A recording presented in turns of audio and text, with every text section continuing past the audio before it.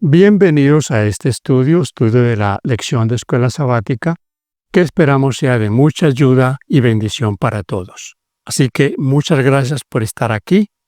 Quédese con nosotros y vamos a estudiar una lección bien interesante. La semana anterior estudiamos acerca del cumplimiento de las profecías concernientes al Señor Jesucristo. Lo que el Antiguo Testamento decía en cuanto a Jesucristo y su cumplimiento en el Nuevo Testamento exactamente como estaba predicho. Esta semana nuestro estudio está titulado La fuente de la vida. ¿Quién es la fuente de la vida? El texto para memorizar dice: Yo soy el camino, la verdad y la vida, y nadie viene al Padre si no es por mí. Jesucristo es la fuente de vida. Él es. Juan 14:6 nos lo recuerda claramente y nos invita a ir al camino que es el Señor Jesús. Saben que esta palabra, el yo soy, aparece mucho en el Evangelio de Juan y es una palabra bien interesante. Esta se le refirió el Señor a Moisés allá en Éxodo 3, cuando él le dice a Dios: y cuando me pregunten quién me ha enviado, ¿qué les diré? Y el Señor le dice: diles, yo soy me ha enviado, el yo soy. Y encontramos en el Evangelio de Juan esa expresión: yo soy el pan, yo soy la puerta, soy el buen pastor, soy el camino, yo soy. Es bien interesante y bien significativa esta palabra en los Evangelios. De hecho, los judíos, cuando escuchaban yo soy, ellos tenían en su mente esa referencia que yo soy es Dios, el eterno. Yo soy. Eso le está diciendo el Señor. Yo soy quiere decir, soy Dios, soy el eterno. Mis hermanos, en este estudio vamos a proponernos no caer en los mismos errores que cayeron los judíos y que han caído tantas veces, de rechazar, de cuestionar. Y no solo nosotros, ayudar a otros a que no rechacen el camino, porque Él es el camino de vida. Si rechazamos al camino, entonces, ¿cómo quedaríamos nosotros? ¿En qué quedaríamos? Si Él es la vida. Y vamos a hablar en este estudio acerca de esto. Para el día domingo tenemos el estudio titulado En Él estaba la vida. Y el texto termina diciendo: y la vida era la luz de los hombres. Saben que hoy día millones de seres humanos andan buscando cómo tener más juventud, cómo vivir más tiempo, cómo prolongar su vida. Claro, todos queremos vivir y vivir bien. Y mucha gente pues quiere no solo vivir, sino que lo vean mejor, se hacen cirugías, usan cantidad de cosas para tratar de prolongar esa juventud que inevitablemente se va a perder, se va a ir. El tiempo pasa y no pasa en vano. Por más que hagamos esos esfuerzos, llegará el día que no solo vamos a envejecernos, sino que vamos a morir. Pero ¿cuál es el asunto? Estamos buscando la vida donde no está. La vida está en Jesucristo. No busquemos la vida en lugares donde no están. Busquémosla en Cristo Jesús. Como hemos leído en el texto, Él es el camino, Él es la verdad, Él es la vida. En este Evangelio de Juan aparece esta palabra vida más o menos unas 36 veces. Pero en el griego la palabra vida es zoe, vida, la vida que nosotros necesitamos. Perdimos la eternidad. En el huerto del Edén se perdió lo que Dios quería para el ser humano, que viviera eternamente. Pero esa eternidad el Señor Jesucristo la ha puesto a nuestro alcance. En Él tenemos esa vida. Una pregunta: ¿por qué vino el Señor Jesús a esta tierra? Cuando lo señala y le dice: he aquí el Cordero de Dios que quita el pecado del mundo. Cuando dice Juan 3:16, porque de tal manera amó Dios al mundo, que ha dado su Hijo unigénito para que todo aquel que en Él cree no se pierda, mas tenga vida eterna. Igual dice el versículo 40 del capítulo 6, Juan 10:10, Juan 12:27. Fíjense cómo dice Juan 6:40. Y esta es la voluntad de aquel que me ha enviado, que todo aquel que ve al Hijo y cree en Él tenga vida eterna, y yo le resucitaré en el día postrero. Estos textos que le he mencionado, todos tienen esta misma invitación y esta misma referencia, vida eterna. Esta palabra está en todos estos textos, vida eterna. ¿Qué es lo que el Señor vino a esta tierra a traer? Vida eterna. Y como dice el texto de Juan 6:40, para que todo aquel que crea en Él y crea en el que le envió, tenga vida eterna. ¿Saben que aquí vuelve a ver la referencia que estudiamos en nuestro repaso anterior, la semana anterior? De Juan 3:14 y 15, que dijo el Señor Jesús: y yo si fuere levantado, a todos atraeré a mí. Y cuando Él dice que todos le miren a Él y tengan vida, se está refiriendo, como mismo lo expresó aquí Juan, vida en abundancia. Mis queridos hermanos, qué bendición nosotros poder entender en nuestra vida con toda la certeza de que hasta para la muerte hay solución.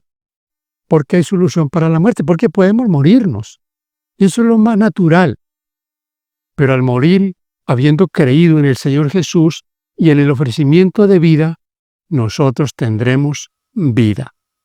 Y tendremos vida, como dijo el Señor Jesús, en abundancia.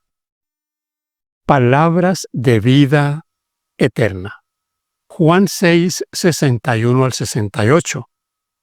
Sabiendo Jesús en sí mismo que sus discípulos murmuraban de esto, les dijo: ¿esto os ofende? Pues ¿qué si vieres al Hijo del Hombre subir a donde estaba primero? El Espíritu es el que da vida, la carne para nada aprovecha. Las palabras que yo os he hablado son espíritu y son vida. Pero hay algunos de vosotros que no creen, porque Jesús sabía desde el principio quiénes eran los que no creían y quién le había de entregar. Y dijo: por eso os he dicho que ninguno puede venir a mí si no le fuere dado del Padre. Desde entonces, muchos de sus discípulos volvieron atrás y ya no andaban con él. Dijo entonces Jesús a los 12: ¿queréis acaso iros también vosotros? Le respondió Simón Pedro: Señor, ¿a quién iremos? Tú tienes palabras de vida eterna. La respuesta de Pedro, mis hermanos, es la parte central de este estudio. Tú tienes palabras de vida eterna. ¿A quién iremos? Esto está en el contexto de la alimentación de los 5,000. Recuerden que por la comida algunos habían ido a buscar al Señor. Y aquí comienza a hablarles de sus responsabilidades. ¿Cuántos buscan el del Evangelio solo por intereses personales? Pero aquí llegamos a un punto bien interesante. Comenzaron a irse, ya no querían andar con él. ¿Por qué? Había un compromiso. No era simplemente venir a comer. No era simplemente ir a congregarse esperando que les llegara una ayuda. No. Tenían una responsabilidad con su salvación. Pero Pedro, inspirado, dice esas palabras: tú tienes palabras de vida eterna. Ahora, la pregunta aquí es: ¿cómo nosotros recibimos vida eterna? Juan 3, 15 y 16, 5, 24, 6, 40 y 47, 8, 31, 12, 46 y 20, 31 tienen una palabra clave. La palabra es creyendo. ¿Qué dice Juan 3:15? Para que en él crea, tenga vida eterna. Lo mismo que dice el versículo 16 de Juan 3. Para que todo el que en él crea, tenga vida eterna. Es creer en él. creyendo en Él tendremos vida eterna. Escuchen lo que dice en este estudio. Solo por la fe creemos que Jesucristo vino a vivir y a morir por nosotros. Recibimos esta fe como un don o regalo, pero debemos elegir conscientemente entregarnos a Jesús, arrepentirnos y reclamar su sangre para recibir el perdón y la limpieza del pecado. Cuando Jesús preguntó a Pedro si él también se iría, su respuesta fue: Señor, ¿a quién iremos? Tú tienes palabras de vida eterna. Juan 6:68. Esta declaración resume la esencia de la salvación y cómo se la alcanza. No procede de la filosofía, de la historia ni de la ciencia, es decir, de las disciplinas humanas. Proviene de Jesús, quien, puesto que posee vida eterna, la ofrece gratuitamente a quienes la aceptan en respuesta al Espíritu Santo. Promesa de vida eterna. ¡Qué bendición, mis hermanos! Nuestra esperanza, ¿cómo la obtendremos? Creyendo. Pero recordemos, el creer lleva al cristiano a actuar, a poner en práctica los mandatos de Dios. Porque muchos suponen que simplemente es creer, como algunos suponen que sí, es tener fe, pero tener fe sin hacer absolutamente nada. No, creer y tener fe lleva a la acción. El estudio para el día martes tiene como título El hecho de creer y el nuevo nacimiento. ¿Qué es el nuevo nacimiento? ¿Cómo lo experimentamos? Pero leamos Juan 1, versículos 12 y 13.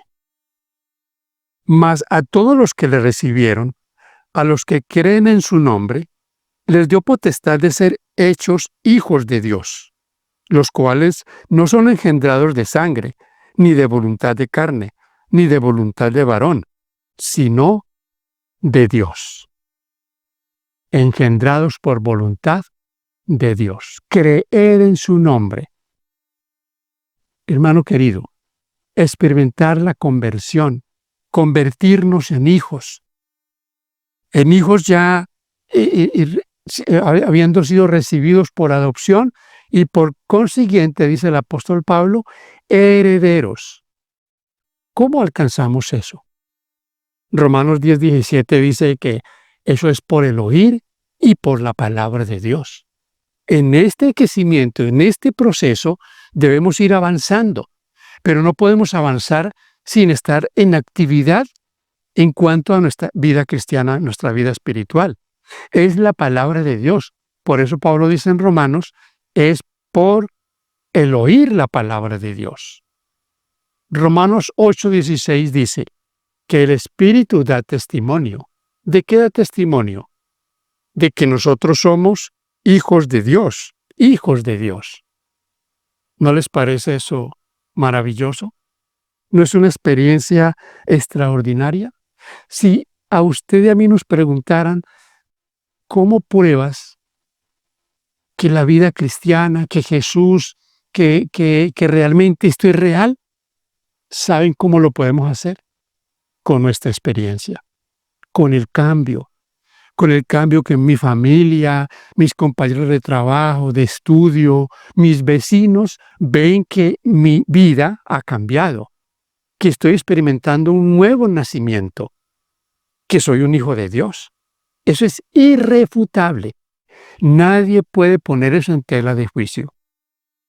Cuando una persona que ha sido desordenada, su vida cambia, comienza un nuevo camino y se convierte en un testimonio de vida, de una persona nueva. Veamos ahora qué es rechazar.